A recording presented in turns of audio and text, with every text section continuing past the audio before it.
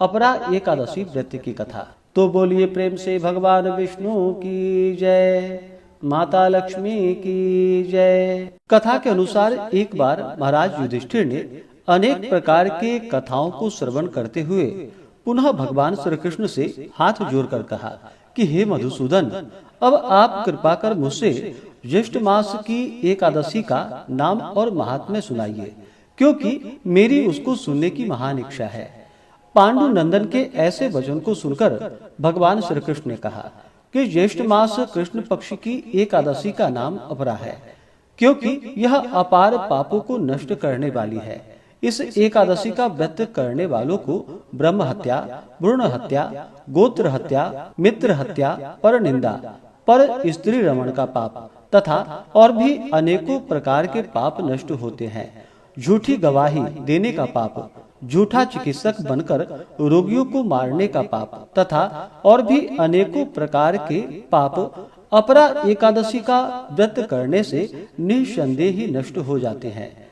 कार्तिक मास में पुष्कर में स्नान करने का जो पुण्य फल होता है एवं माघ मास में प्रयाग जी में और त्रिवेणी स्नान एवं वेणी माधव के दर्शन करने का जो पुण्य फल होता है तथा फाल्गुन मास में शिवरात्रि व्रत करने एवं काशी राज में भगवान विश्वनाथ के दर्शन का जो पुण्य फल है, वह सब पुण्य फल एकमात्र अपरा एकादशी का व्रत करने से होता है।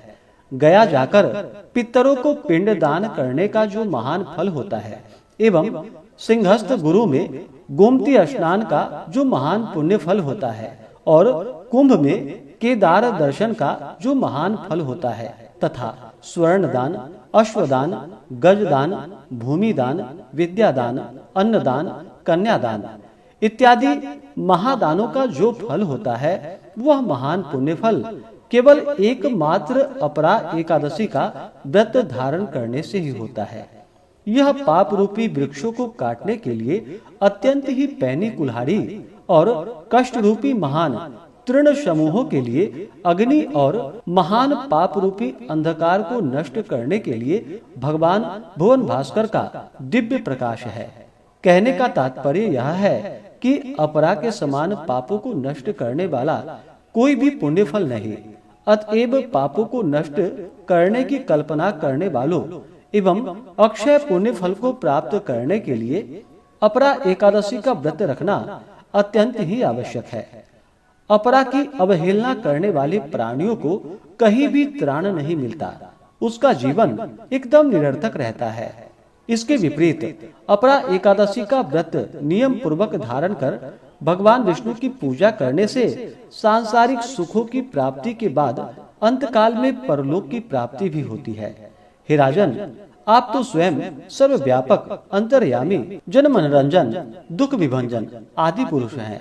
आपको क्या, यह व्रत तो मैंने आपको लोकोपकार के लिए ही सुनाया है। इसके पढ़ने एवं सुनने से ही लोग पापों से मुक्त पाकर विष्णु लोक में निवास करते हैं। अपरा एकादशी कथा के अनुसार प्राचीन काल में महिध्वज नामक धर्मात्मा राजा राज्य किया करता था। विधि की विडंबना देखिए कि उसी का छोटा भाई वज्रध्वज बड़ा ही क्रूर, अधर्मी तथा अन्यायी था। वह अपने बड़े भाई को अपना वैरी समझता था। उसने एक दिन अवसर पाकर अपने बड़े भाई राजा महिध्वज की हत्या कर दी और उसके मृत शरीर को जंगल में पीपल के वृक्ष के नीचे गाड़ दिया। राजा की आत्मा पीपल पर वास करने लगी और आने जाने वाले सभी को सताने लगी।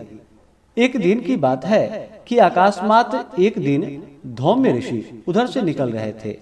उन्होंने अपने तपोबल से प्रेत के उत्पात का कारण तथा उसके जीवन वृतांत को समझकर अपनी कृपा करते हुए ऋषि महोदय ने प्रसन्न होकर प्रेत को पीपल के वृक्ष से उतारकर परलोक विद्या का उपदेश दिया। अंत में ऋषि से प्रेत योनि से मुक्ति पाने के लिए अचला यानी कि अपरा एकादशी व्रत करने को कहा। अपरा एकादशी व्रत करने से राजा दिव्य शरीर धारण कर स्वर्ग लोक को चला गया। इस प्रकार से यह सभी प्रकार के पाप कर्मों को नष्ट करने वाली उत्तम व्रत मानी गई है। तो बोलिए प्रेम से भगवान विष्णु की जय, माता लक्ष्मी की जय।